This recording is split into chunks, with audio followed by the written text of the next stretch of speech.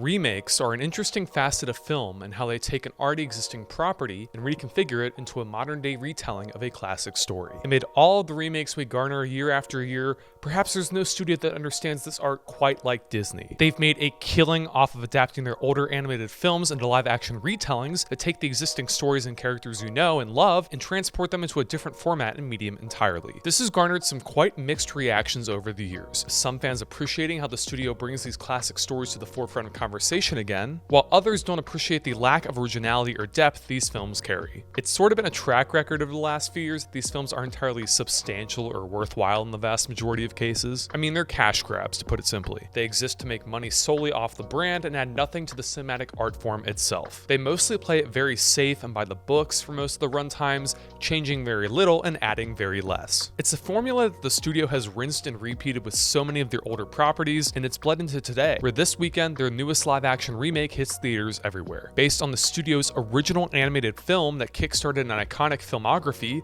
the film in question is Snow White, which stars Rachel Zegler as the titular character. Following the story of this princess as she grapples with the evil queen of the land, it's an interesting film in that unlike most of the Disney live-action remakes, it's not just a by-the-books retelling that feels like a shot-for-shot remake in most instances. Rather, this is a loose adaptation of the original animated film, changing different story arcs and adding more moments of characterization that make this feel entirely different while also strangely familiar. That said, these changes don't make Snow White a good movie in any regard. Rather, there's so much here that ultimately bogs this film down and makes this incredibly forgettable for large portions. But it's also not unwatchable for this exact reason. It's a bad movie to be sure, but unlike so many of Disney's past remakes that have felt incredibly stale and stagnant for their entirety, this one changes enough to make it ultimately somewhat engaging in large portions. This is due in part to a wide variety of factors, chief among them the addition of songs from acclaimed songwriters Benji Pasek and Justin Paul, who are best known for their work on the Broadway hit Dear Evan Hansen, as well as the musical film The Greatest Showman. In a time where the songwriting in recent Disney films felt quite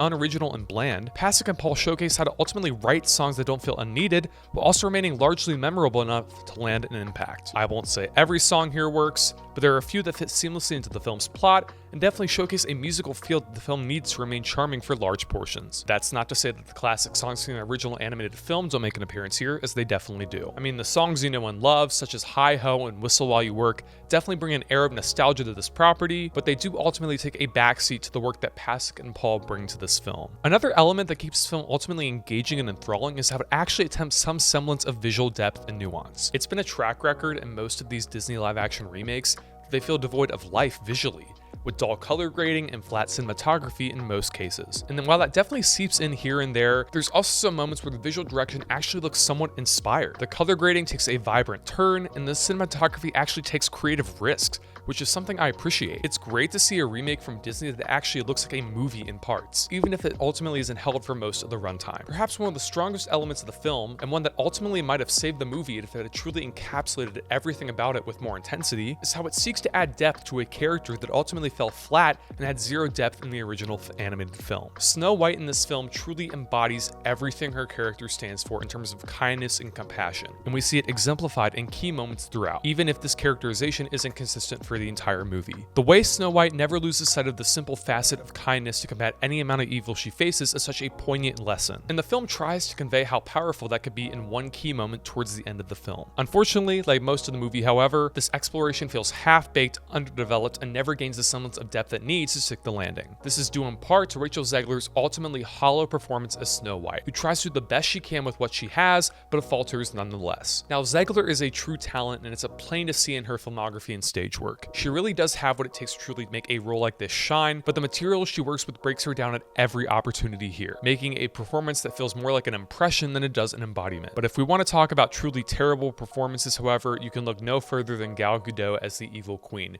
who delivers one of the worst performances I've seen on the silver screen within the past year alone, maybe even ever. Everything about her here is phoned in and dulled down, which is incredibly disappointing when the entire film relies on her evil exterior to make the dramatic depth work. Perhaps the other element of this film that just doesn't work is the portrayal of the 7 dwarves themselves. The CGI animation used to convey and portray them throughout the runtime is unsettling to put it lightly. In terms of seamless visual quality, there's none to be found whatsoever, and the animation can feel quite unnerving at times. The characters ultimately fall into an uncanny valley, eerily reminiscent of the same type of animation used in the Polar Express. At its core, however, the real problem with Snow White as a film is how lacking it truly is in key areas overall. The script feels half-baked and poorly paced, the characterization is all over the place, the plot meanders along at a clip that doesn't feel entirely solid or substantial, and at the end of the day, it's ultimately not a memorable enough film to warrant a watch in theaters. Now, I'm sure many fans of the timeless Disney classic will be interested to check it out, but this is definitely a movie best suited for a streaming release. I cannot in good conscience call Snow White a good movie in any regard, but it's also interesting to see how it has many different elements that almost land a solid impact, and that really could have steered the film in a different direction if it had leaned heavier into those elements. Overall, it's not the best Disney live-action remake we've gotten thus far, but it's far from the worst. A few scatter moments throughout make this feel different enough to stand apart from its animated predecessor, but it ultimately doesn't leave the audience with anything particularly noteworthy in the end. That's why I'm giving Snow White a 2 out of 5 stars.